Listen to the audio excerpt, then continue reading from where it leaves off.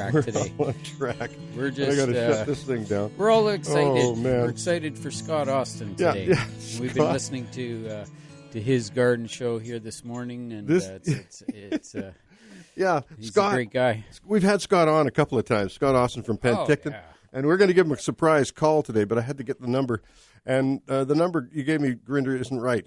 I didn't get. Scott just handed out the number to get through to him, and I didn't write it down fast enough. Missed it. So we'll get it. Anyway, this is the Garden Show, and we're with you today. It rained last night, Ken, and I'm so happy about that. That's a fabulous thing to have happen to us here. Rain all you want. It can just pour for the next 2 weeks. Well, and I think it's going to. That's what they say, at least here in the Okanagan. And we really need it. We haven't had any water. You know, I've been doing some planting and some digging, and when I get in there, there's nothing. You dig, the farther down you go, the drier it gets. We've got areas where there's like a drip line within a few feet of where we're digging, and there's absolutely no water whatsoever. It's just powder, and it's hard packed too because of that lack of moisture. And, you know, in the past, you know, you would build up this sort of moisture over the winter and the spring, and then drip lines and things would take over. So we have to be making some adjustments these days in how we water. And, you know, we have to be super smart, but we also have to have better coverage. Yeah, so. absolutely. We will start off, as we usually do, with the tips and plants of the week. You betcha. My tip of the week is go out and buy some bulbs. Tulips, daffodils, hyacinths, crocus, allium, all those things are on the shelf right now at the garden centers and shops, garden shops. It's amazing. It's a great time of year to do this. People forget to do this, and then in the spring they want to do it, and they can't do it because it's all done, if you know what I mean. Get it done now, folks. Get those bulbs in, and as Ken has often said, plant them in bouquets of different blooming times, like some tulips. And you don't have to just necessarily stay with tulips in one bouquet. You can mix that up too. Time to plant your spring bulbs. Plant of the week this morning is the Morning Glory Heavenly Blue. I've just had so much pleasure out of that plant this year. Yeah. And the other one too, the other variety that I've got there, I can't remember the name of it, but I have two varieties, a Heavenly Blue and the other one, and they're both beautiful. Yeah, fabulous. Well, I also have a tip on a plant, and my tip of the week is that when you're bringing in your harvest, you're bringing in your vegetables and your fruits and things, always give them a wash when you bring them in, and especially after we've had some rain and sort of a little bit cooler weather, which we have been having, that tends to stimulate some fungus to grow, and the fungus may get started on the outer skin of the plants or of the fruits, and eventually it just finds a little scratch, and that's where it gets in, and it starts to cause that fruit to decompose. So what we want to do is, as soon as we bring them in, just give them a good wash. That's the way to do it. Get some of that fungus off the outer parts, and that just makes it last that much longer and keeps it nice and fresh.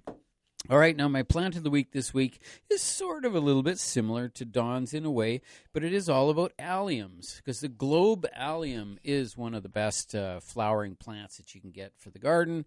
These are these big blue or purple ball flowers that you'll see typically in early May. And they are just a lovely, lovely plant.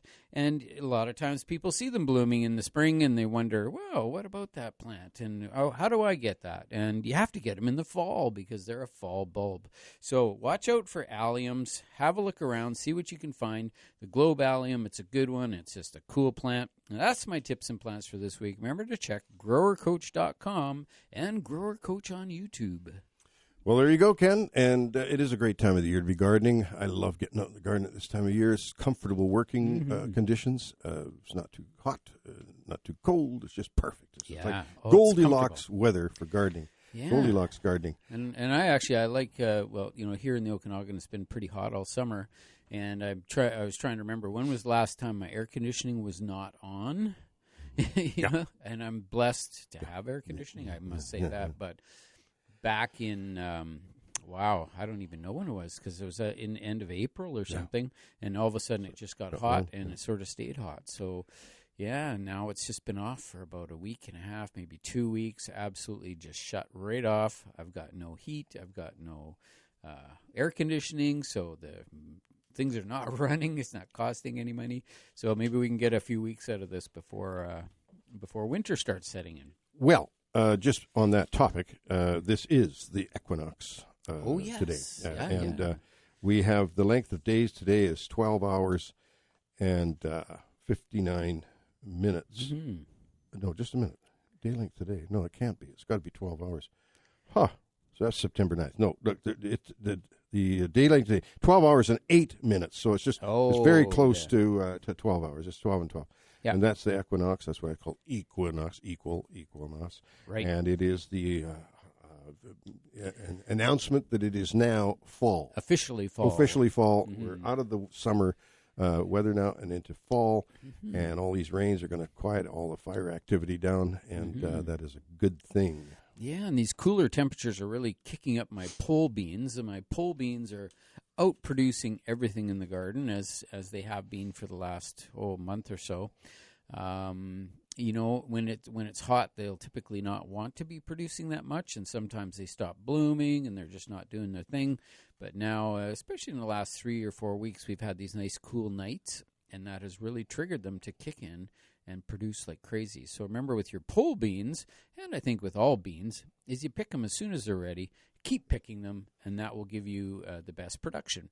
Because what will happen there is that as soon as you pick them, they'll want to produce another one, or they'll want to keep producing more and more because they're not getting what they want. And what they want is they want to come through to fruition. They want to produce that bean so that they can reproduce for next year. And if you keep picking them, even the ones that are either overgrown or just keep on picking those beans, they keep on producing. And so I'm really looking forward to possibly another, I would say, a couple weeks possibly of some good bean production. Now, warm crops like the tomatoes, they're a little bit different. They're going to slow down with these cool temperatures. So it's one of these things that you may not expect, but they may not be ripening as much as maybe they have been with the sunnier weather. And so I know we're going to be running out of those sunny days fairly soon. So get out there and get those tomatoes picked, a lot of them. But, you know, we really have, at least here in the Okanagan, we can sometimes keep them going right till October, but we've got to watch the night temperatures. Tomatoes really like warm nights at 12 degrees, 14 degrees. 16 is sort of their sweet spot if you can get a 16-degree night.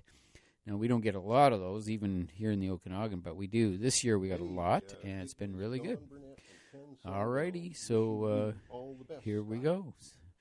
Hang on, I'm going to put you on speaker. Oh, we're going to see what we can do here. We're going to see if we can get Scott Austin on the line. Oh, hey, Scott Austin, are you there? I'm here. Hey, congratulations on your show. We're doing a. We might maybe try to do a little bit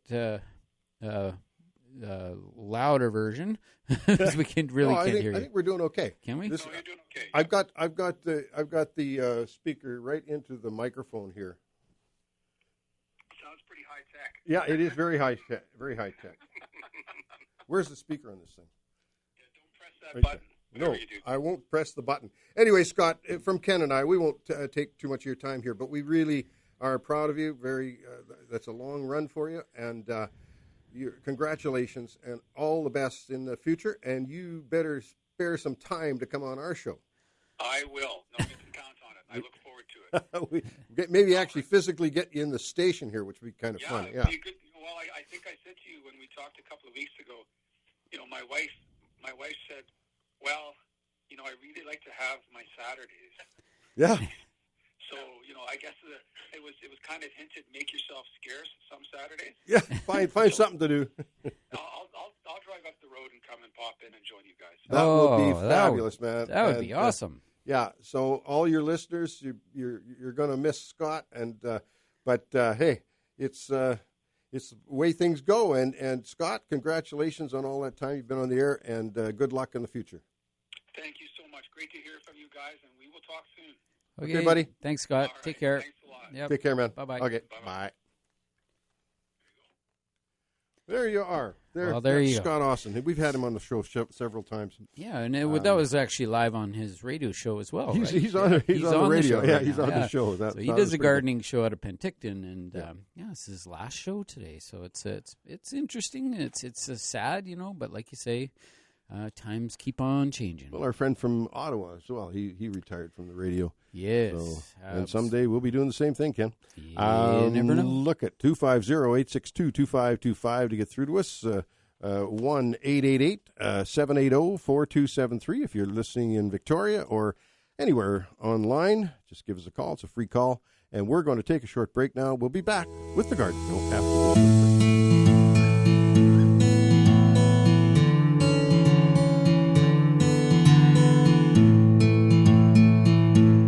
Well, I've got a lot of Italian friends, a lot of folks in town that Sal Caruso and, of course, the Cabozzis and the Ramponis and just lots and lots of Italian folks in town. And their presence here in Kelowna came in the late 1800s. And the museum is putting out a very, very interesting thing for recognizing the Italian presence in town, and I've got some of the information here. But it's going to open up, I think, today. It's going to open up today. Where is this now? Where is my museum thing? It's going to open up today, I believe, with the grape stomp. But I'm hoping somebody can come in. Italian Canadian community has a long history in Kelowna. In the 140 years since Giovanni Casorso arrived, Italians have contributed to shaping agriculture, industry, business, and horticulture in the Okanagan. Their legacy remains an integral part of the region's past, while new generations continue to enrich Kelowna today. The exhibit is called La Nostra Famiglia Italiana. Did you like that accent, Kim? Mm-hmm. Our legacy in Kelowna. La Nostra Famiglia Italiana translates in our Italian family. So this is really cool, and it's going to be starting, I believe, today. So hopefully somebody will give us a call and fill us in on a little bit more on that. I may go to the link that's online there and see if I can get some more information. But it's very exciting time for the history in Kelowna. And we are going to the phone lines right now, and Mike has joined us. Good morning, Mike. Hi there. I'm just calling, asking about my apple trees this year. They were quite heavily infested with codling moth. I usually do an annual spray, and I use BTK in the spring for tent caterpillars. I was wondering, is there anything I could use for codling moth? Well, there isn't anything left on the market that really is going to do the job for you. Your best bet now. You're from Victoria. Yes. And you have 1 or 2 apple trees? I have about 6 total. You got 6 apple trees. Yeah. Are they big trees? 2 of them are. The rest were pruned back this winter. Right. So. Well, in a nutshell, codling moth is a difficult thing to control. Another question is, do you have neighbors with apple trees? Yes, I do.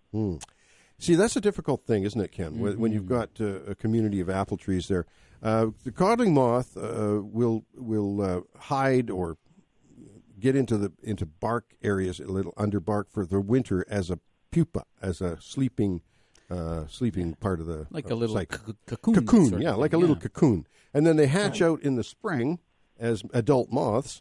And fly around, lay eggs on your apples, and the larva gets into the apple and pretty much ruins the apple.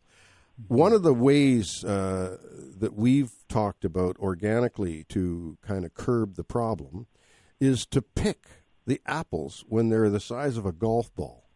Pick them all. Pick every apple on the trees, and including all the neighbors. And that's the reason I asked about the neighbors, because if they don't do it, then and how are they doing with their apples? They got codling moth as well?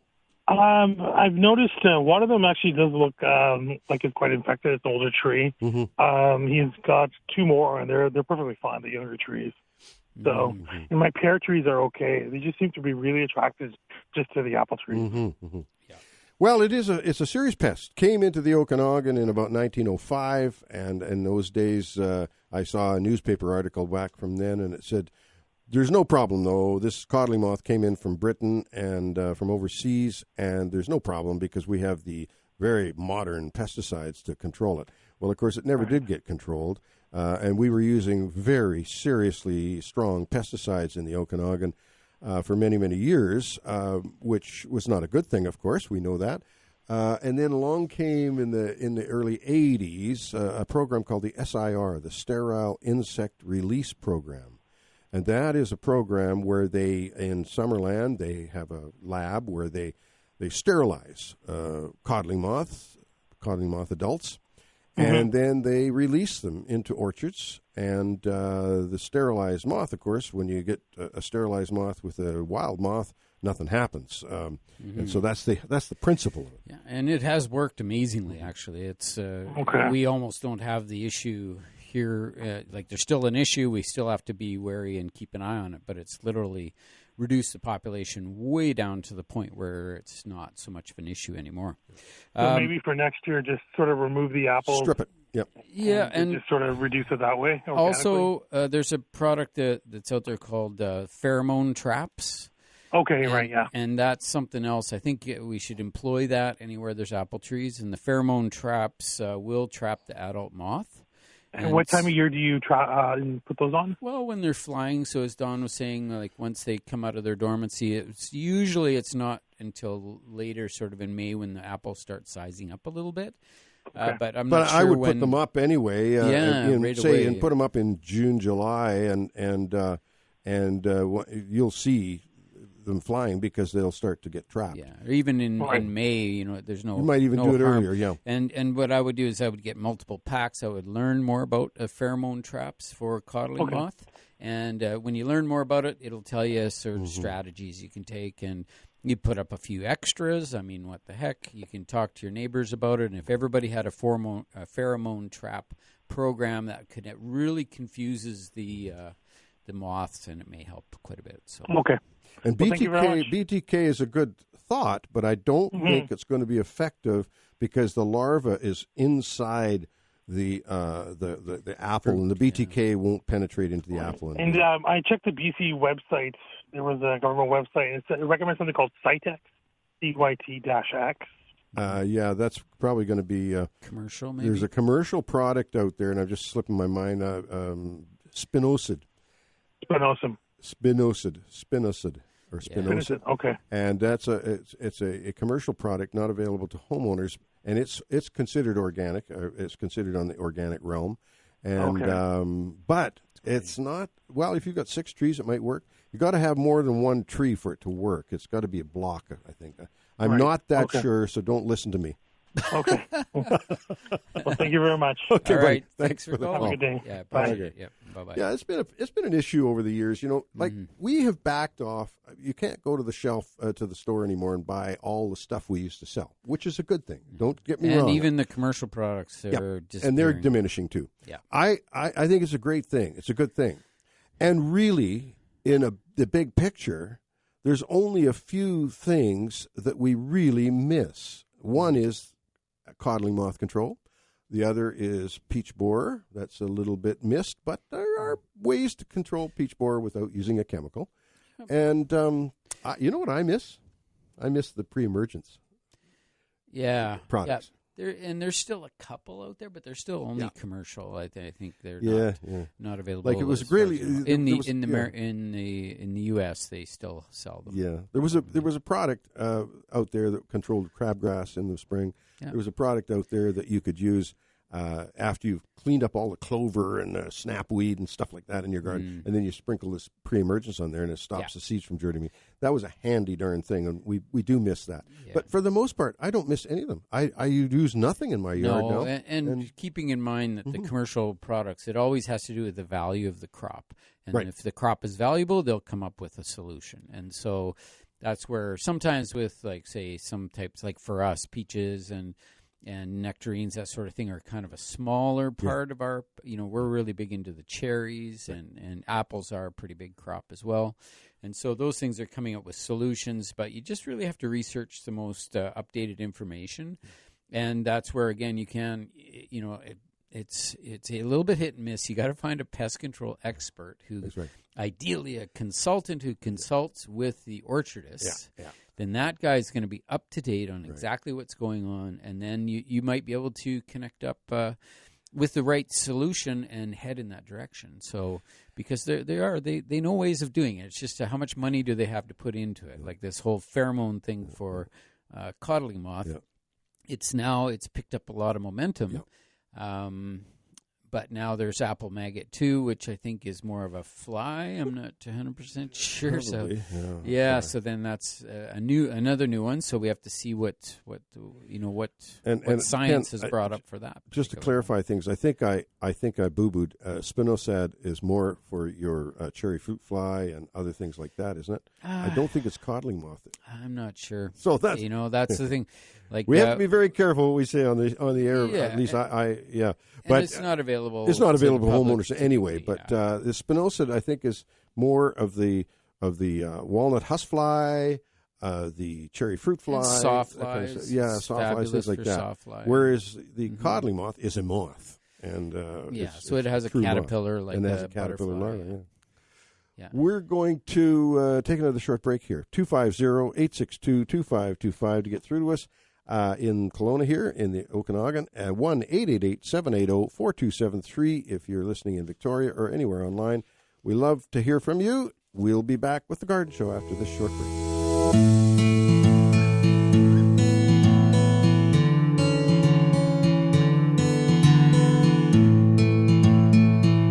We are back with you on a beautiful Okanagan day, and I'm sure it's lovely in Victoria. Somebody can call in, tell us what the weather's like there. Mm-hmm. I understand we get some rain there, too, on the island.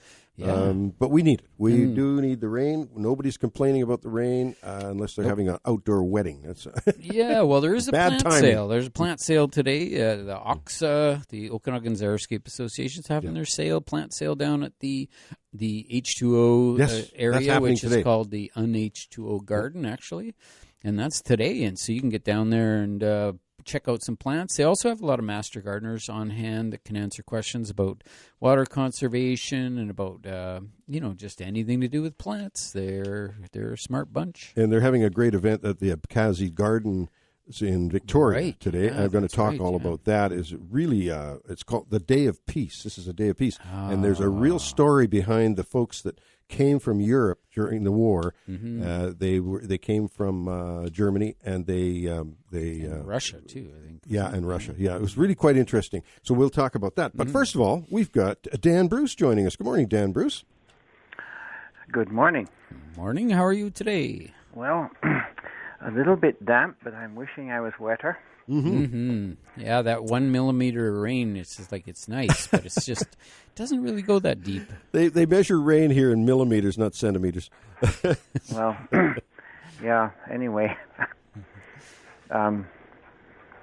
It's beginning to be apple season. Yes. Mm-hmm. And various varieties are appearing. And I was out using my taxi service yesterday, getting some stuff. Anyway, I started thinking about apples. They've been around a long time. Mm-hmm. Perhaps they're one of those many, many things that came originally out of China. But that would have been thousands of years ago. Mm-hmm. So they're actually indigenous to China. I would. That's very likely. Mm-hmm. Certainly, yes, there are apple species, Malus species in China. Yeah. But one of the earliest references to apples is it goes back to about 1140 BC.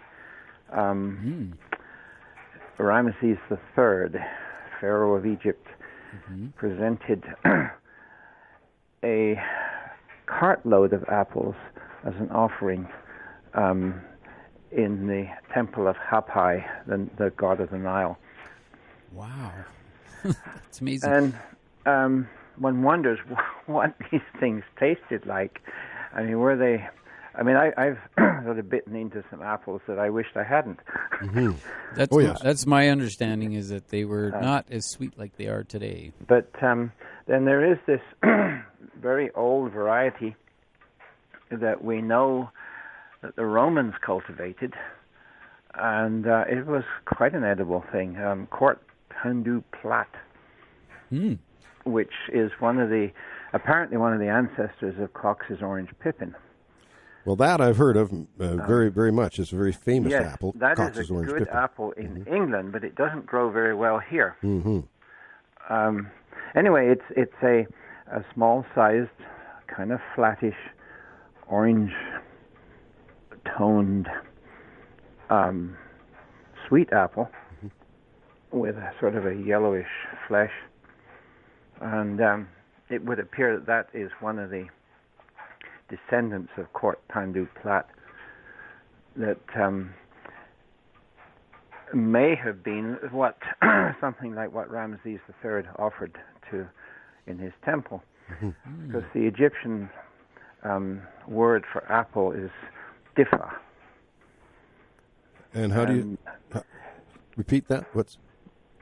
It sounds something like diffa. Diffa? How you spell it is up to you. Well, in hieroglyphics, it'd be just a picture of an apple, I think. Well, Dan, maybe. this is all great. I want. But the modern Arabic word for apple is virtually the same.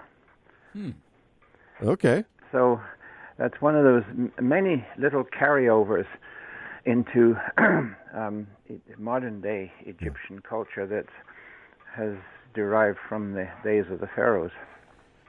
Well, we were at one time considered the apple capital of BC or of Canada. Anyway, but look at Dan. We got some callers phoning in, so we're going to have to leave you. But look at, we got to talk about this gentleman. There's a gentleman, and maybe you can do a little research for me, that is cataloging all the apple varieties that are out there.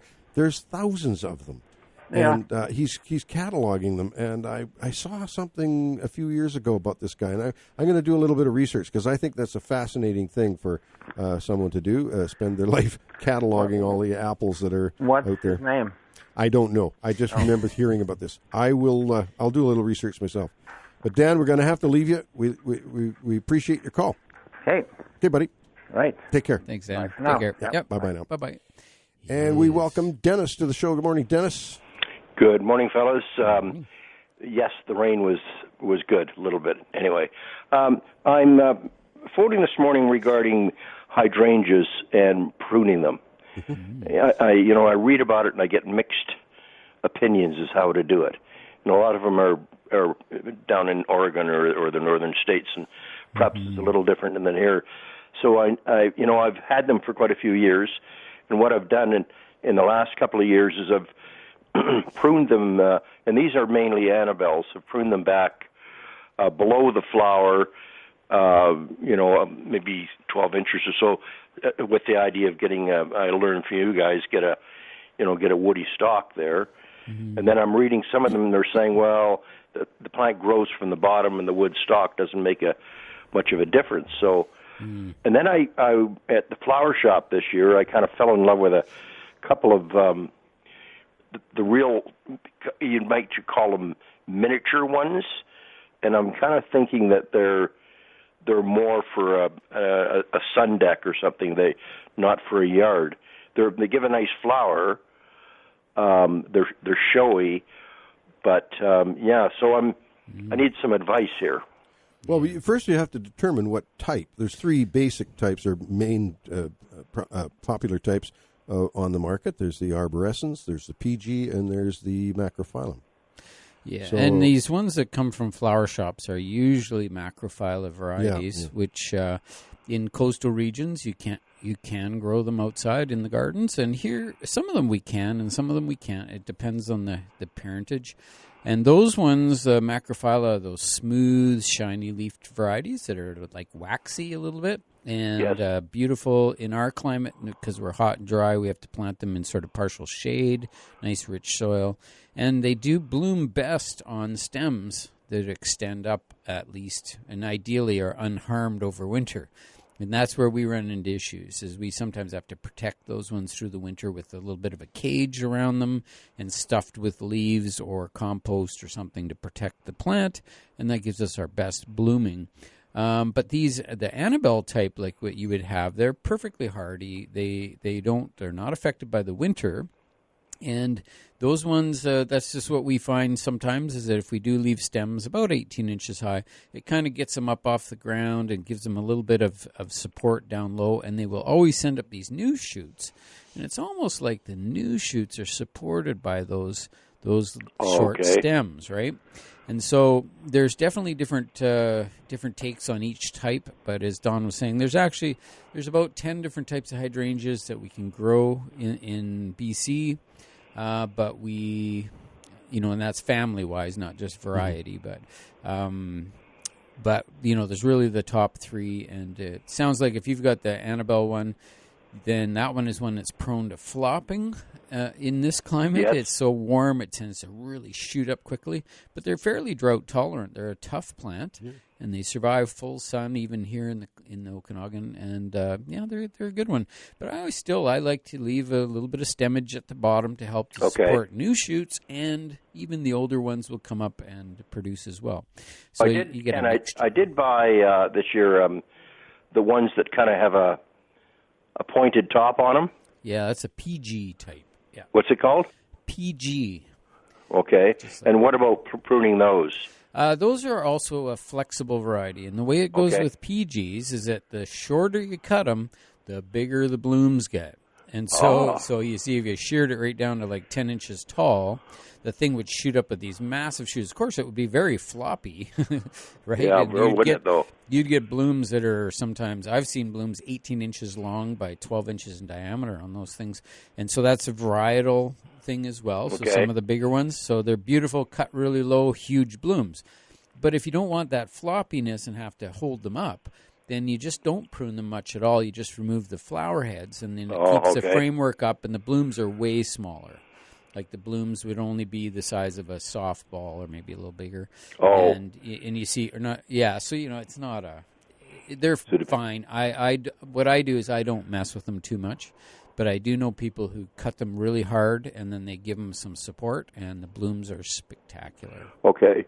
Now, I've got another one that has a very kind of dainty flower. It's not a solid flower. It's very pretty. Right now they're kind of a pinky color. And it would be what you do there again is feel the leaf. If there's any kind of fuzziness to it at all, then it's either a PG or an Annabelle type. Those are the two, and they both have fuzzy-ish leaves. And then but the other ones that are really smooth and waxy, they're the ones that need a little bit of protection, and they might do better. The Serrata variety, which is the mountain hydrangea, is one I really like, and it's called a lace cap. So what it does is it forms a round bloom with large blooms around the perimeter and little tiny sparkly ones in the center. And so that's called Serrata, or the mountain hydrangea.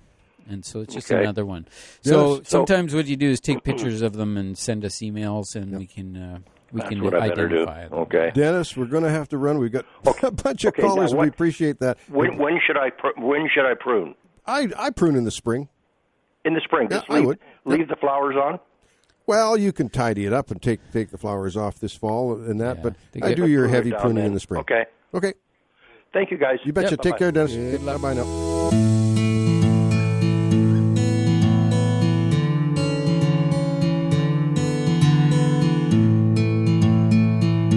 Okay, we got three folks waiting to get online. We've got the first one is Leanie. Good morning, Leanie. Good morning. How are you guys? We are well, thank you. Thanks for calling. Thank you. You've helped me many times this summer. Nice. So now that we're getting toward the rainy season, I'm here in Victoria. Mm-hmm. My tomatoes look like they really want to ripen, but there's so many green little babies on there. What should I do with them? We have a week of rain coming up, and God knows what after that. And that's not good for them. I'll tell you what you want to do. Yeah. If you've got a space to do this, like a room that doesn't matter, get a little bit messy, okay? Yeah. In the house, put a blanket down or a tarp or something. Dig the plant out or pull the plant out of the ground, roots and all. Hang them upside down with all the fruit on it. Hang them upside down in that room at room temperature, and those tomatoes will ripen up for you. What about about in the garage? Garage would be fine, especially in Victoria. Here in the Okanagan, a garage in a month's time may not be a good thing because we might be freezing. But there, you should be fine. A garage would be fine. And also, literally hang them upside down. I have 3 big tomato plants. yeah, sometimes they go all the way to the ground, right from the ceiling to the ground. Yeah. The only thing you got to watch with that is they do go moldy if there's not good air circulation, and it does have to be a bit warm. So little fan on less, there. less than 10 degrees Celsius, and they'll go moldy. But really good, strong wind blowing around, so a fan running is really a good idea. And I must say, we just pick tomatoes and put them in a tray in the kitchen, and most of them seem to ripen up for us. Yeah, they just naturally will ripen in a cardboard box. But my tip of the week this week was to wash them when you bring them in, because those plants will develop fungus on them, just as I was saying, and then it starts to cause issues. And Leanie, don't hang your tomato plants over the jag in the garage. Yeah, I hate that. So which way do you prefer? Upside down in the garage or on a tray? I'd try both. Oh, that's an idea. I would try both. One of each. Because I've done it in my workshop, and it worked like a darn, hanging them upside down in the workshop. Wow, that's terrific. I've never heard that. Thank you so much, guys. You're welcome, Leanie. All right. Have a great day. Thanks for the call. You too. Calling. Bye. Bye-bye now. And we're going to Addie. Good morning, Addie. Good morning, guys. Good. One problem with my trumpet vine. It is growing like mad. It had very little flowers this summer, and I'm wondering, how far should I trim it back? Should I trim it back at all? Why isn't it flowering? That's a bit strange, because they usually do bloom pretty readily in the summertime. So really isn't much to trim it back at all. I mean, I just make them look tidy, because the more wounds you open up on them in the fall, the more chance there is for freeze and dieback. So I just let them go, just tidy them up and let them go through the winter. And then in the spring, if they need a good trimming, then give them a good hard trimming, because they bloom on new growth. So they generally are okay to trim in the spring. They bloom on new growth? Yeah, any they do. New shoots. They do, but there could be that bad winter we had here in the Okanagan.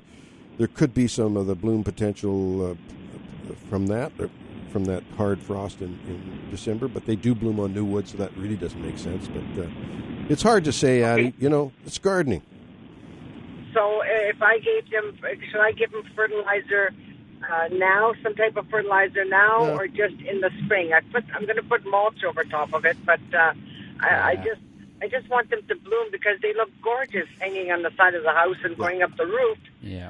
But it's not necessary. No flowers. Not necessary to fertilize them now. You can just let them go into the winter as normal. We just let them slow down. They should be fine, because encouraging a whole bunch of growth on the plants doesn't always encourage blooming. And on some of the trumpet vines I saw this year, the shoots came off and they grew long, meaning about 10 feet long, and then right on the end, boom, the flowers came. But they were some of them were late, some of them were early this year.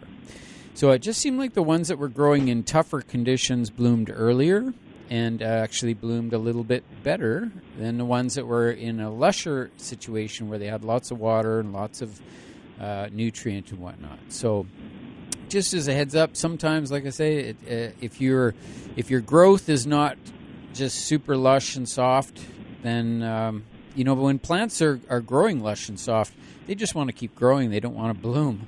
So sometimes if you just kind of maybe hold off a little bit on the fertilizer next year, just let them do their thing at whatever rate they want to do it. And often they should bloom on a shorter stem rather than a long stem. So even the middle number, not to give them any fertilizer with the high middle number? It really doesn't matter all that much, because they're such a tough plant. And I think, they're probably, as long as they're green and looking relatively healthy, then let them be.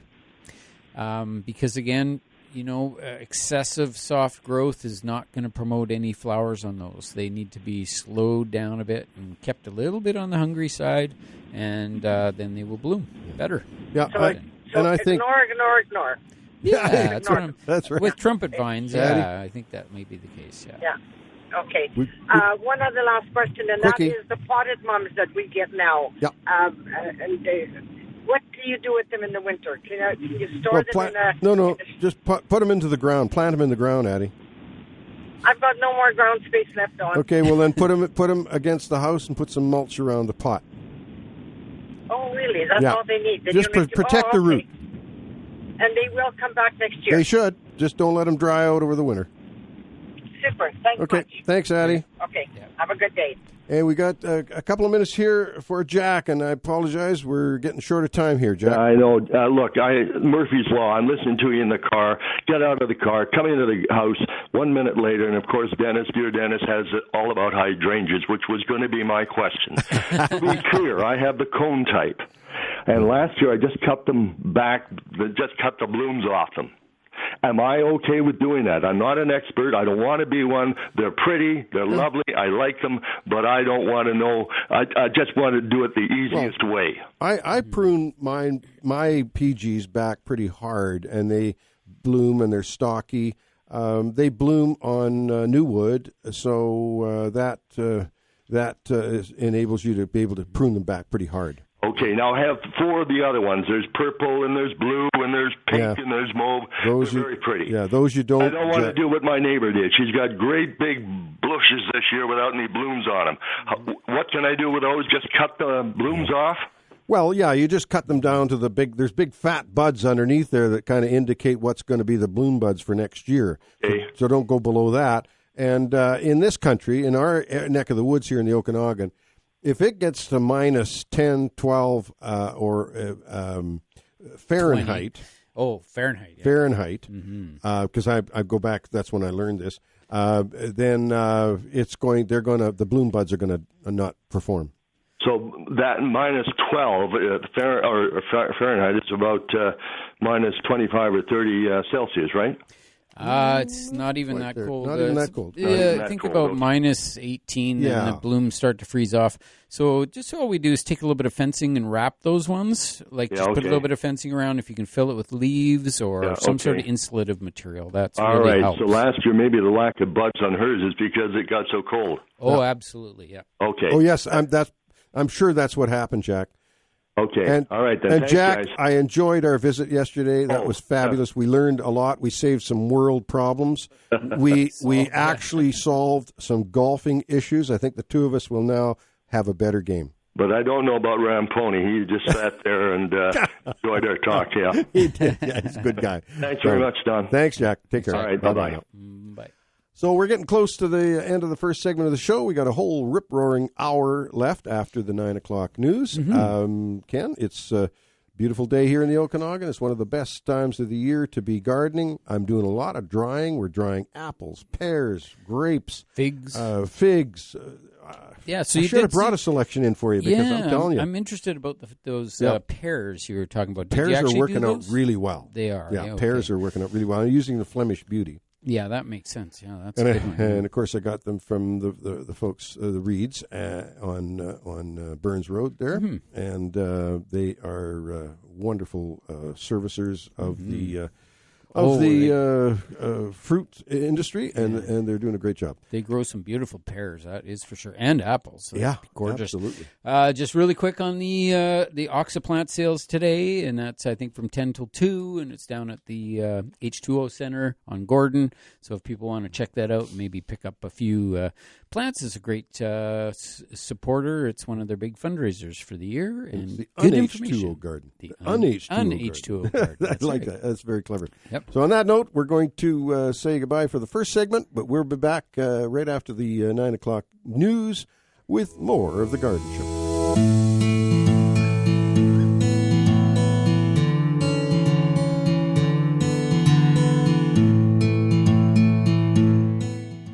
So, did you know in Victoria they have a living monument to peace in the city?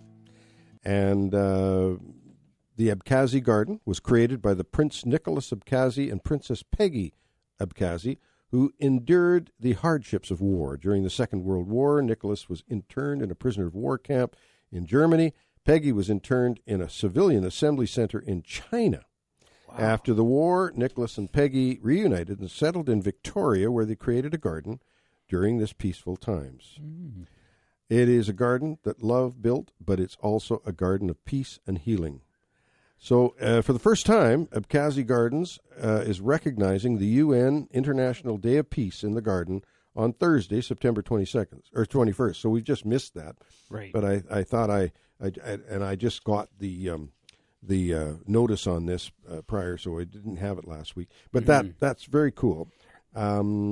So they have they've got guest speakers. They did have on Thursday in the tea house, and there's a place, Ken, that you and I have to go and visit one day. Absolutely, and we will. Yeah. Go and see the Abkhazi Gardens. It's on my list. Next visit, I would love to go by there and have a look. You betcha. And as I said, this fall, the Museum Society and the Canadian Kelowna Canadian Italian Club are collaborating to showcase a fascinating new exhibit highlighting the history of Italians in this area. And there's a real deep history of the Italians coming to this area, real story on Mrs. Casorso coming to the Okanagan, and the way she knew that she got on the right train, the right boat, the right, not plane in those days, it was 1860s, was that the church, the Catholic Church in town here, had ordered a bell from Italy, and that bell was in a crate, and she followed that bell all the way to Kelowna. Oh, yeah, she just she knew was the guardian of the bell. She knew the bell was going to go to Kelowna, so that she made sure she was on the same boat that the bell was on, same Isn't that fascinating? train that the bell was on, and whatever it came to. That is fascinating.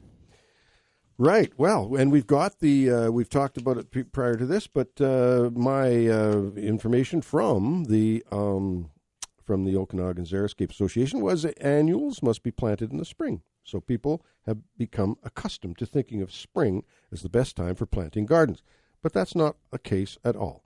The best time to plant perennials, they say, is in the fall to give the new introductions an opportunity to get established through fall and winter, ready to withstand the rigors of spring and summer weather, such as heat and dryness. With that in mind, this is the second year that the Okanagan Xeriscape Association will offer a plant sale of drought-tolerant perennials in the fall. The sale will feature things such as Xeriscape perennials as a new perennial osteospermum, which is I didn't know they had a perennial osteospermum. Nepeta racemosa, the Walker's Low, is another one they're offering. Rudbeckia goldsturm, we're familiar with that one. Dianthus deltoides brilliant. Penstemon mexicali red rocks. Agastache coronado red. Shasta daisies white lion. Asclepias speciosa or showy milkweed.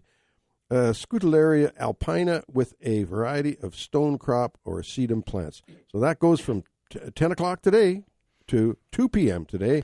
And it's located at the H2O Garden and the Gordon Drive in Kelowna in front of the H2O Aquatic Center. And they say, join us and pick up some ideas and plants for beginning the transformation of your landscape to one that uses less water. Yes, and the master gardeners will be there answering questions, and a lot of the Xeriscape people are just awesome too to give you tips on how to conserve water in your landscape. Right, and you know, we got to remember when you're doing this, when you're making those changes, one of the big things, first of all, is to make sure your ground is going to be conducive to that kind of planting. It's so important because the moisture holding capabilities of the ground is very important, and establishing those roots. One of the things that I've found with people that are gardening with plants that they just leave it and walk away, and it dies ready. Well, it's supposed to be not drought tolerant. Well, they are drought tolerant when they're established. Yeah, like Rudbeckia. I have found it is a drought-tolerant plant, but it's not extremely drought-tolerant. Not extremely drought-tolerant. The one I had screamed at me once in a while. And same with a lot of sedums, I find, are not as drought-tolerant as what you would think, like the sedum autumn joy. It is drought-tolerant. It's slightly more than what we call moderately drought-tolerant, and I've grown those so dry that I've killed them. And so when it got to that point, I realized, okay, so they do need some a little bit of water from time to time. But it's this whole thing about survival or surviving and thriving. And with the quality of plant material, you want your plants to be at least happy and healthy and looking great. And one of the things that a lot of let's say Okanagan plants is that their trick to surviving the heat of summer is just go dormant. Shut down, drop your leaves, just hang out for the rest of summer, and then when it cools off in the fall or in late August, they'll leaf out again and give it another go. So it's one of these things where it's a happy medium, but like you say, it's so important to have soil that will accept water and will hold it. And, I've grown plants in extreme conditions like the actual existing Okanagan soil. And it's a challenge. And just those few native ones that'll hang in there. But even them, they stick to their guns and want to go dormant in the summertime. Like the folks from Alberta, when they come to the Okanagan, you call this soil? No, they don't. Yeah, they don't call it so. It's just it's a funny thing in the Okanagan compared to other areas where there's more precipitation. Is that our soils are just mineral soils, so they're sand, silt, and clay, and that's about it. There's less than 1% organic matter. That's our natural topsoil. So when we purchase topsoil, we often have to get it blended. It's a blended mix. So we have to take like soil that does have a little bit of organic matter, blend it in with that, and ideally has a certain amount of sand. Because for us, predominantly our topsoils here are silt, and it's just like pure silt. There's very small amount of sand and almost no clay, just a very tiny bit of clay, and it's often confused for clay because of the way it sets up and become like concrete sometimes. So our existing soil is not that great. So again, this is one of the things the Xeriscape Association is good at doing, is teaching you how to amend your soils so that they will take on some water and hold it through the summertime. And as we've often said, the difference between Okanagan gardening and gardening at the coast is the pH. That's the big difference. And winter temperatures and organic matter. Yep. Yeah. Exactly. We're going to go to the phone lines and welcome Donna to the show. Good morning, Donna. Hi, good morning. 3 quick questions, please. One, I have a very beautiful Rosa Sharon that's probably, 12 feet high and, I don't know, a girth of maybe 8 feet. But the middle branch had died, and someone cut it. So now I have what I see as a wound for a branch in the middle, and I'm wondering, should I put something on it? Because it's exposed now, right? Well, it's the plant itself can protect itself. It doesn't need anybody to put anything on it. Often the treatments are not really beneficial to the plant, so you don't really have to do anything with it. The only thing you do is that as time goes on, like if it died off over last winter and then this year it's starting to really dry out and it looks kind of ugly, is that you can cut it down a bit lower and just remove some of that. The sort of the dried up. Yeah, right in the very middle. The rest, the outside's all fine, but it was just this one. So we took it out, but it's like I said, I was worried because it was a fresh cut. Donna, the new studies, and I say new in the last 30 years, have found that with trees and shrubs, as Ken said, they naturally cover that wound up themselves. They what's called occlusion. And what they call the wound wood starts growing over top of the wound and covering that in. When we put pruning paint and goop on it, that sometimes inhibits that action, and sometimes it actually harbors or holds disease inside underneath that stuff. And so, it's like the old days, you want to take the Band-Aids off once in a while, let the air at it. Right. And that's kind of what the thinking is behind. And the new thinking, I mean, it's interesting. I've got old pruning books from 1935, and they say, okay, cut the branch off as close to the trunk as you can, take a rasp, what they call a tree rasp, and rasp it off smooth, slap on some pruning paint, and Bob's your uncle. They've just ruined that tree. They've just caused the tree to get a decay cavity in the trunk, and it's not a good thing. So they've discovered new methodology. Okay. Okay. Okay, and the second question is, I do live in Glenmore, and we do call it Glenmore Clay, so maybe that's incorrect. Oh, yeah. No, that's Glenmore Clay. No, that's where they make pottery, or used to. Oh, so it is really clay. Okay, is, so I just got... I had a bad time at Home Depot yesterday because all the bulbs are on sale. So I have lots and lots of bulbs to put in. Nice. Just wondering, what do I have to... I'm fairly new to Glenmore gardening, so what should I do to prepare the ground to put in those bulbs? Yeah, it will be, let's say, a shorter life expectancy for bulbs growing in clay. Because they do prefer drainage. So what I would do is I would try to build the soil up above grade. So in other words, rake my soil into a berm that's fairly tall, and so that the plants can receive some drainage. And so I would bring in soil that's maybe a little bit on the sandy side, ideally, and build that berm up, and as high as you can, like up to 18 inches, I guess, if you could do it.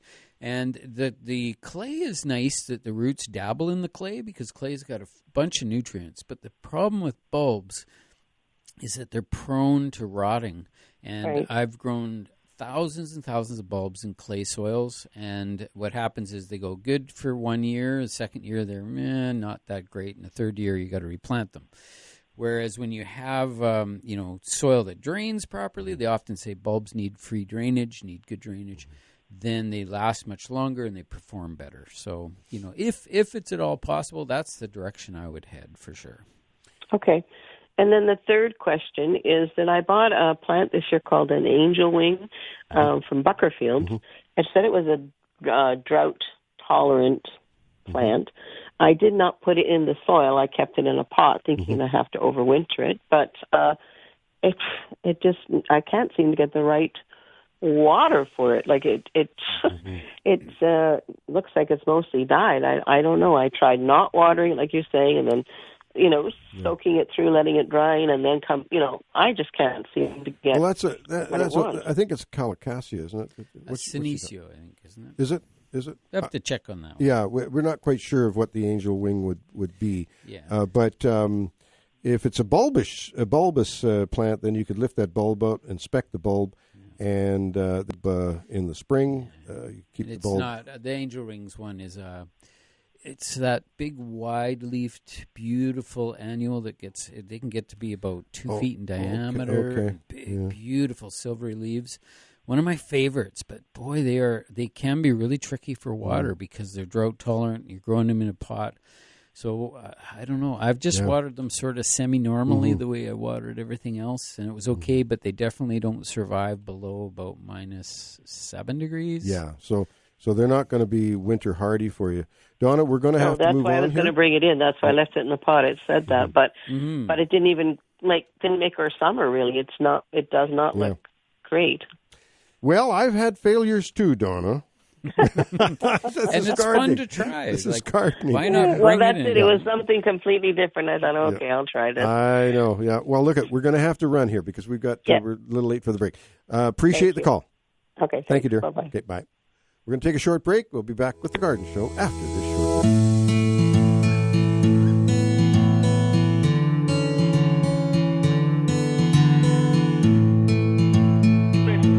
Okie dokie. We welcome Alan to the show. Good morning, Alan. Good morning, gentlemen. Mm-hmm. Wonderful morning this morning. Mm-hmm.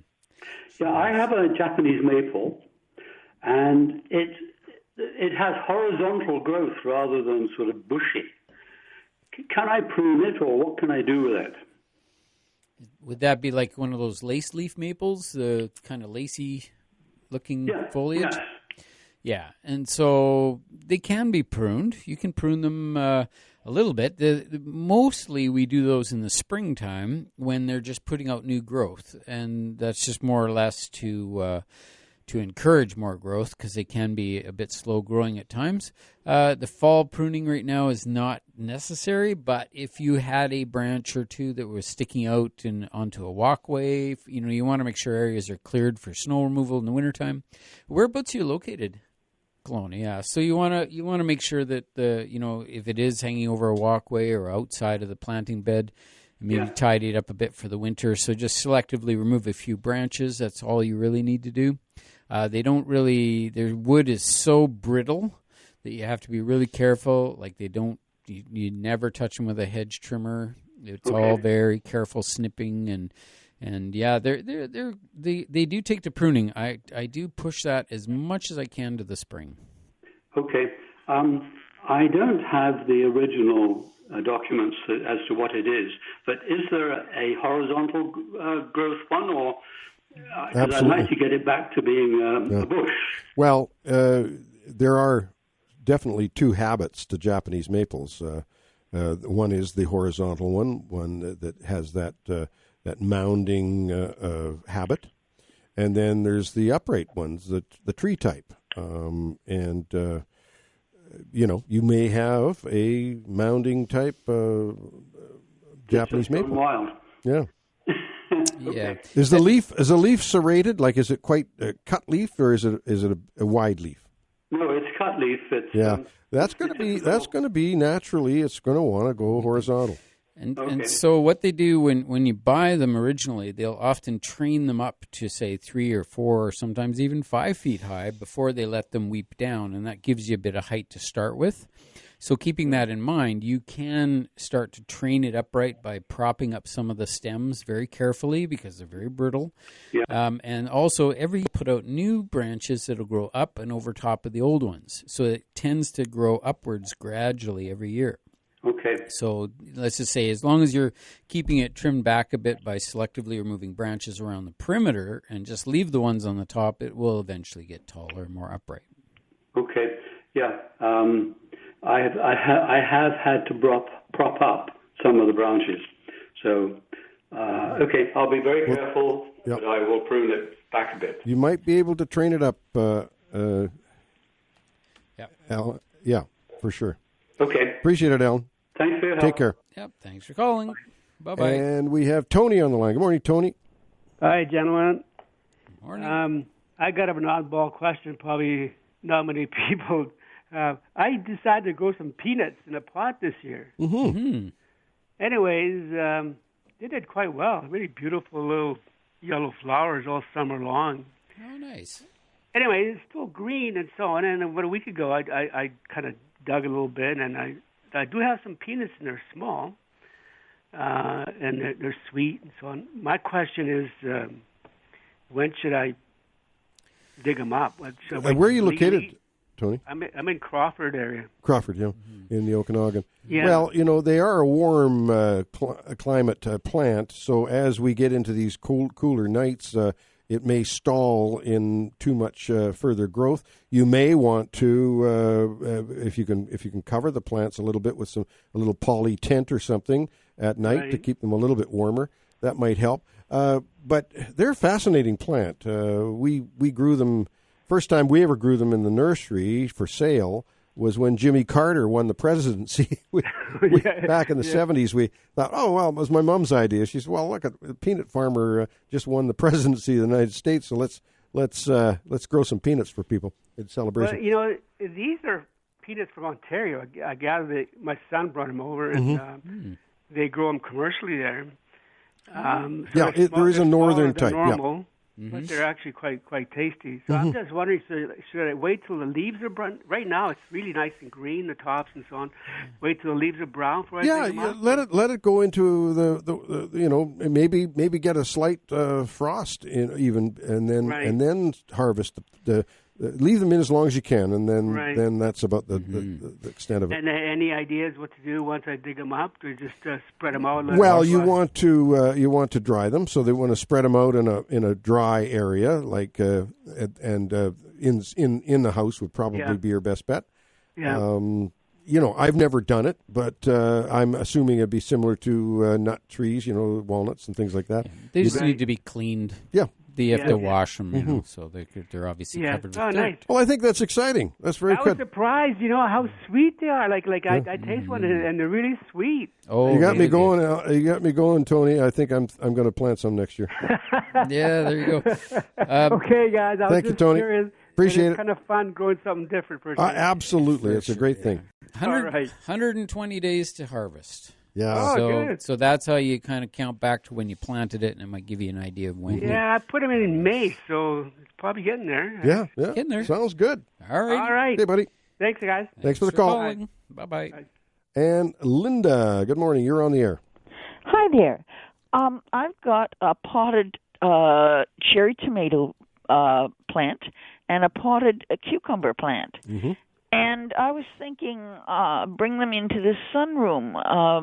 I'm in Victoria, and the sunroom is not heated, but it's got a roof that is transparent, so that light comes right through, and it's got sort of filigree sides, so it won't. Both the plants wouldn't get as much water.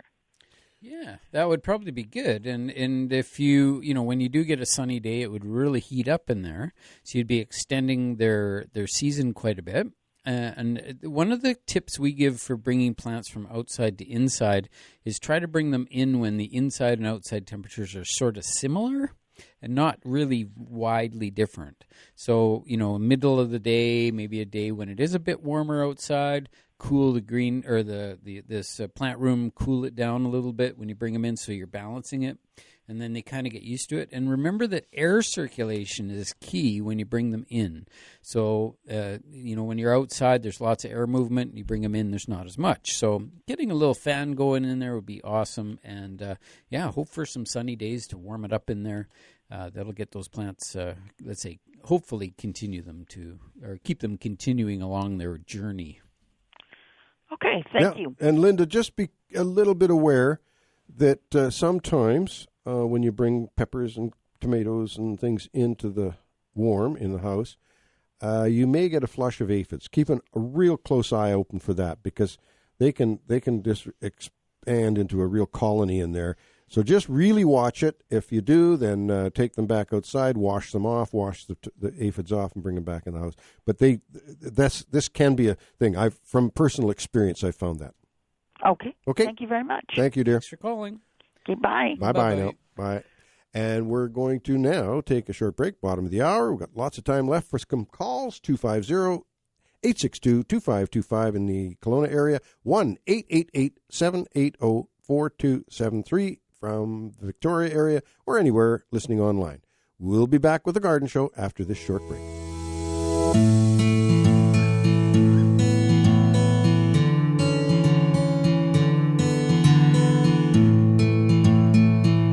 I think I mentioned this last week, Ken, when I phoned in from Golden about our sticky board experience, but I want to expand on that.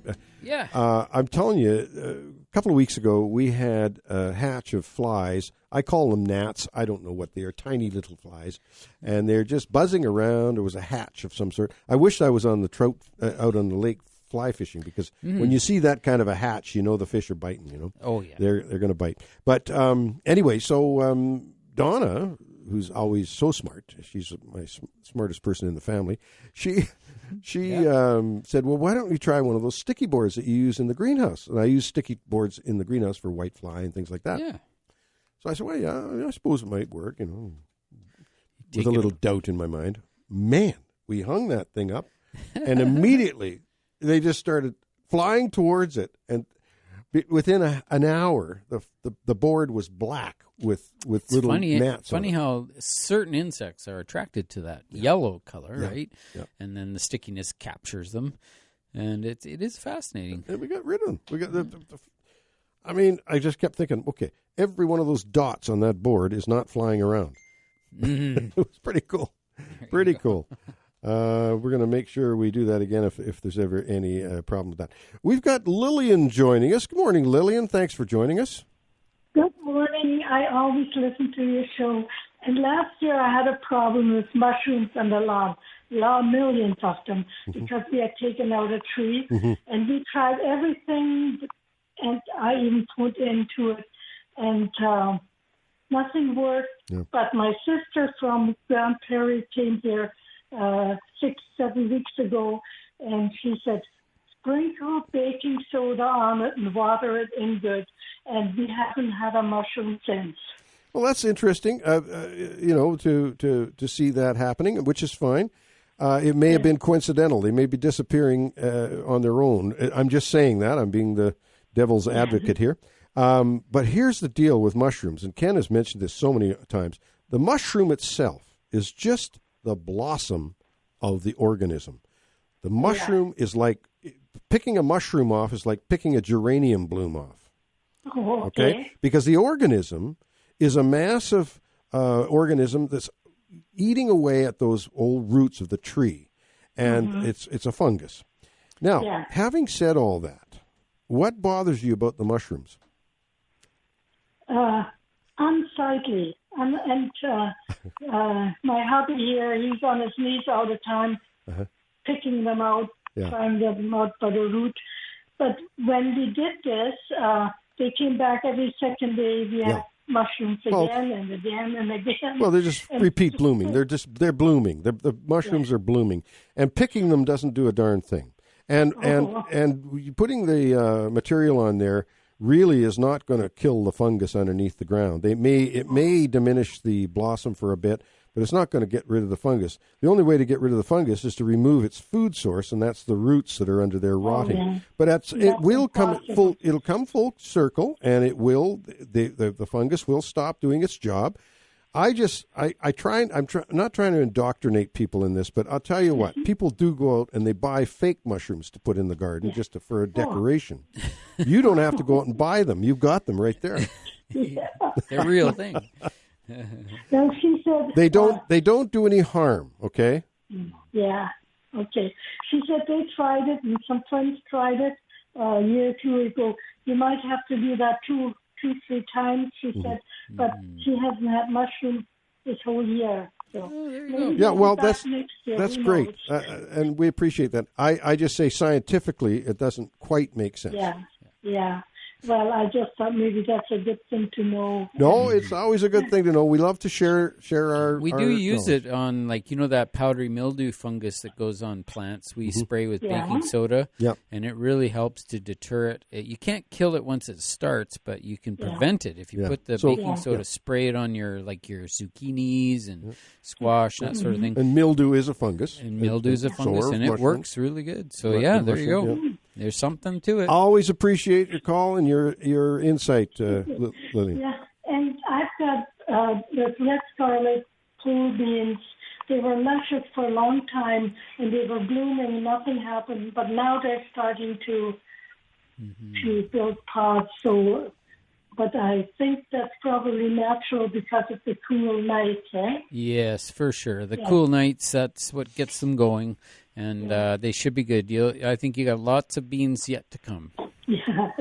Well, thank you, and I'll keep listening. We appreciate that very much. And Ken is full of beans, so you can talk to him anytime. Okay. Awesome. Okay. Thanks again. Thanks, for dear. calling. Okay. Yeah, bye-bye. Yeah, and literally, man, we got a lot of beans this year. Yeah. It is, it's not quite time for a break, is it? No, it's not time for a break. Yeah. So here we are. Fall. Let's talk a little bit about mushrooms, because they're one of my favorite topics. I mean, there are mycophiles out there that would. Well, my neighbor had some Agaricus campestris growing under his trees, and I was looking after their plants while they were away on their honeymoon.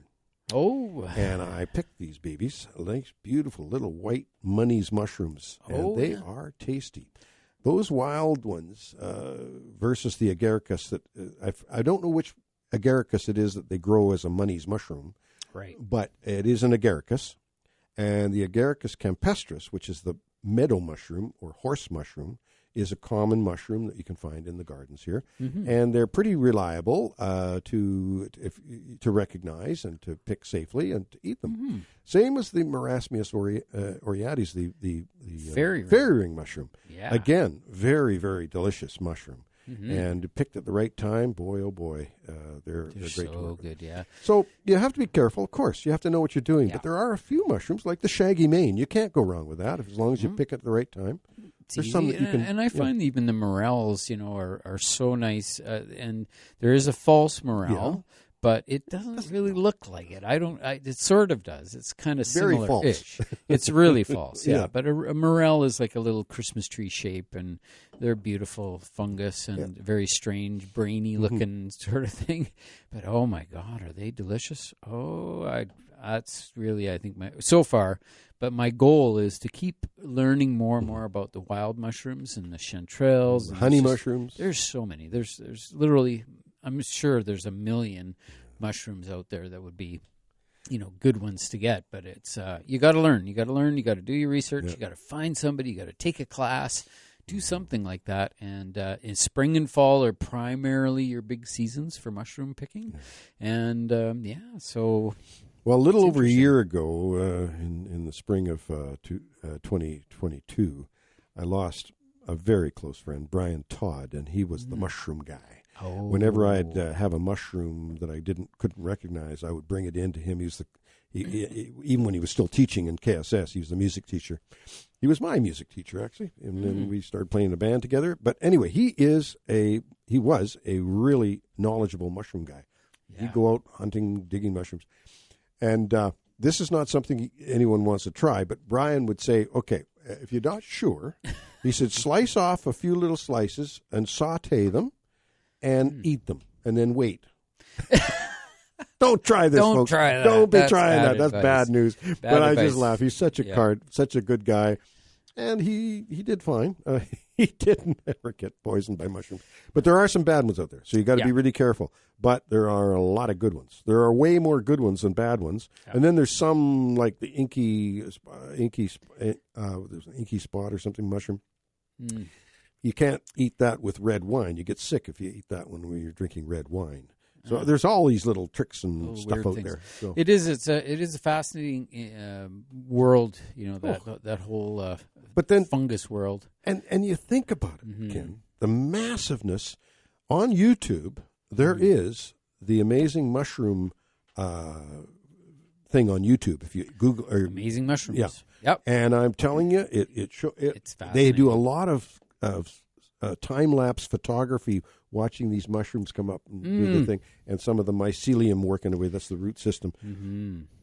Not just the root system; the actual plant is the mycelium. Yeah, and now you can actually, as a hobbyist, you can grow mushrooms in your house if you'd like to. Absolutely. And I've done that a few times. I did a couple videos on that, just how to grow your own mushroom farm and all that. And I took some wood. I was able to take some oak trees and be able to cut into those and insert different types of fungi that I liked. And some of them were successful, some were not. But I think just purchasing the pre-seeded packs from a supplier, there's lots of suppliers. So you just buy them on the internet. They show up as a little block. They tell you what to do. You follow the directions. Cut a little holes in the plastic and stand back, and within a few weeks they're growing these beautiful mushrooms. I love it. And they're fun to grow, and it's realistically, I think I would get like maybe 2 to 3 meals out of a pack, but it's just so much fun to see them grow. Fun to watch, and they're beautiful. It gives you a new relationship with mushrooms. Yeah. And we try and encourage people to enjoy the mushrooms that are growing in the lawn and around. People do buy fake mushrooms to put in as ornaments. Yep. Just a caller, before we go to the break, a caller asked where you can get the sticky boards, the yellow sticky boards. Any garden center has them, and you can buy them as the boards, or you can buy them as the little sticky traps that you can put in individual plants. They're available at any garden center. Absolutely. On that note, we're going to take our last break of the day. We got a time after come back from the break for a couple of calls if you want to give us a shout. With the 250-862-2525, locally here, 1-888-780-4273 if you're calling from Victoria or anywhere online. We'll be back with The Garden Show after this short break.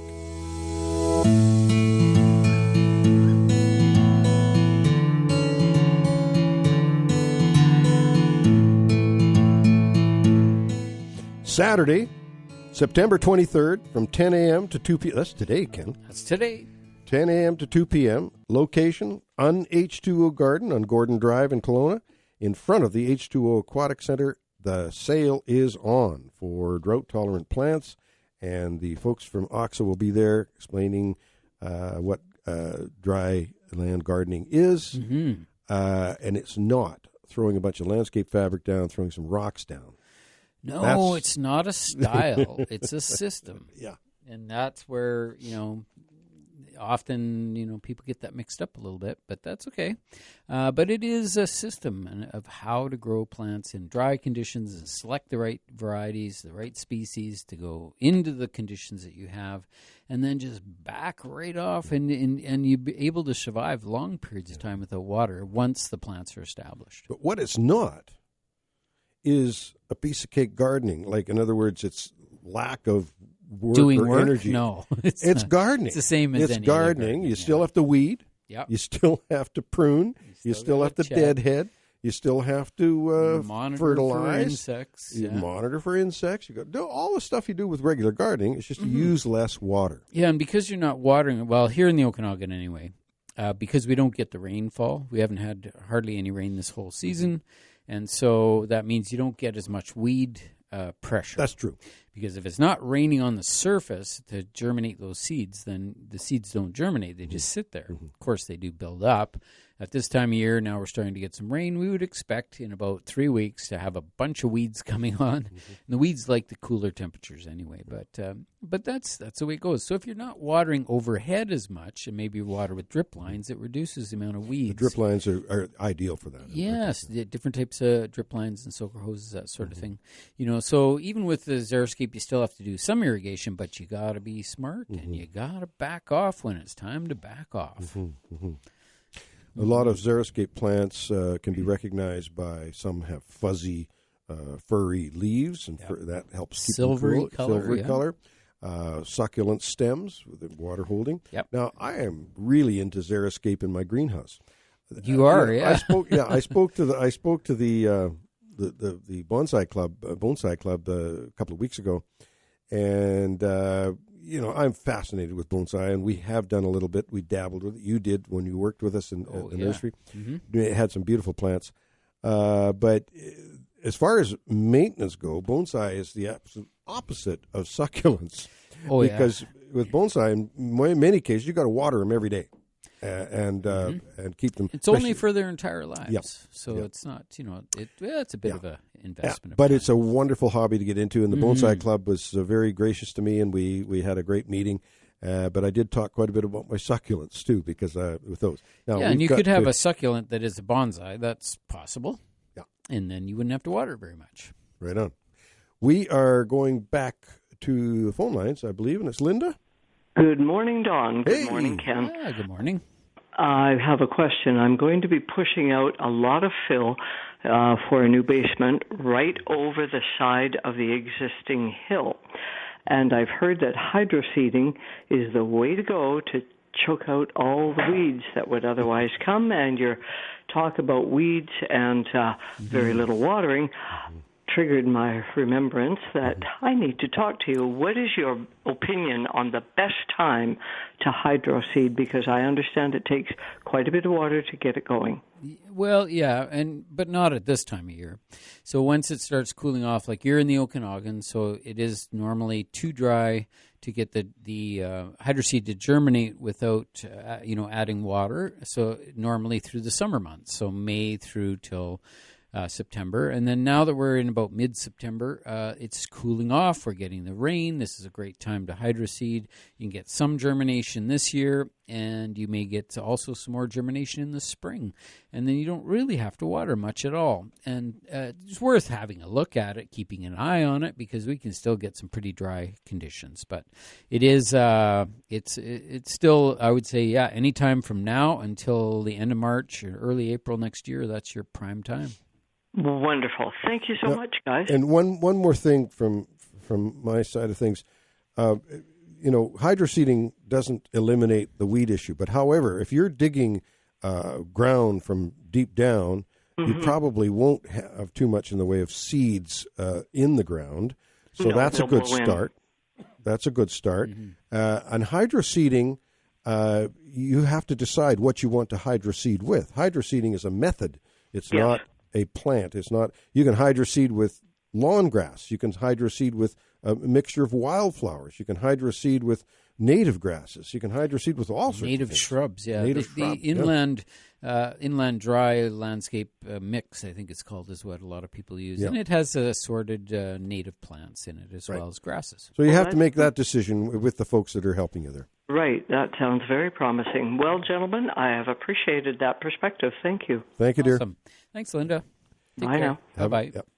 Yeah, that's exciting. Yep. Hydroseeding is what you see on the hillsides, after they built a highway and they want to fill in the hillsides adjacent to the highway. Sure. You always want to get plants growing on all areas, and the sooner the better. Mm-hmm. And, of course, when you're purposefully populating with species of plants that are ones you want for specific reasons, then that's going to be great because you're putting a high percentage of their seeds in place. There are still weed seeds that will blow in and that sort of thing. You will get some weeds, and depending on the size of the area, they can be weeded, depending how steep it is, or sometimes you just have to leave it and let it go. And hydroseeding it gets the name because it's used water and mulch of some sort, and your seeds all mixed together into a mulch. And then they blow it onto the thing, and it sticks to the hillside, and then gets a dry crusty on the top just to hold it from running away. And it holds some moisture under there. And as you were saying, Ken, the best time to do it really is very, very early spring or this time of the year in the fall, because you've got the natural moisture coming up. The seeds may or may not germinate this fall, but if they do, most of those are likely to be fine. And then in the spring, you'll get more germination and whatnot, and that's the way it goes. And you can always go back with a bag of seed and throw a little bit more in areas where it doesn't take, and so you can just touch it up with a little bit of hand seeding. Yep. Well, we got a minute left in the show. We've appreciated your calls today, and Ken and I enjoy coming in here every Saturday morning and answering your gardening questions. And our congratulations again goes out to Scott Austin, who is doing his final show today. Yeah, and fabulous. Scott's a great friend of ours, and we've traveled together down to the Northwest Flower and Garden Show, which reminds me, give Sun Fun Tours a call, because 250-763-6133 if you want to get on the bus. With us. Bus with us. Yeah, there you go. And we're calling it the Love Bus this year, because during Valentine's Day. Now, we are going to now give the tips and plants of the week. You betcha. And my tip is, once I find it here, here we go. There's my tip. My tip, of course, is to go out and buy some fall bulbs. Tulips, daffodils, crocus, alliums, fall crocus, Geonodoxes, you name all the different bulbs. And someone just said she's seen a few bulbs on sale. So, could be. So there you go. A little early yet for the sale, but there you go. My plant of the week is my Morning Glory Heavenly Blue, which we've enjoyed all summer long. And it's really coming on now with this cool weather. It's just starting to bloom like crazy. Yep. The heat sometimes pushes it back a bit. You betcha. I also have a tip and a plant. My tip of the week this week was to wash your harvest when you bring it in. So if you're harvesting whatever they are, tomatoes or cucumbers or beans or anything you're bringing in, give it a good wash when you bring it in, and wash off a lot of the fungal spores that might be on there that might cause those to decompose. And that will just make them last a little bit longer, maybe keep them fresh a little bit longer, and then dry them off so that the fungus is not promoted again. So there you go. It's a good tip. And my plant of the week this week is the alliums, which we were just talking about. It's a fall bulb. There's those beautiful globe alliums, the big blue flowers. Well, they come in white, blue, and purple typically, and you see those blooming in early May and sometimes through mid-May. I actually have an allium that blooms in June. It's a nice late blooming one. I really love that one. So there's lots of alliums to choose from, but they're often purchased as fall bulbs. So get out and have a look, see if you can get some, get them in the garden, and plant lots of them because they just are spectacular. That's my tips and plants for this week. Remember to check growercoach.com and Grower Coach on YouTube. And that is a great thing to do, Ken. Check out Grower Coach on YouTube. Now, one last thing here. Elaine Cameron was in the 23rd of September in 1950. It was starting to rain, and it rained. So hopefully that's what we're going to get here now. Yep. We need it. My Shigo quote of the week is, when Pasteur was doing his work, the establishment did not consider him a hero. The same was with Leonardo da Vinci. Oh, interesting. We know that was wrong. Anyway, we'll see you next week with more of The Garden Show.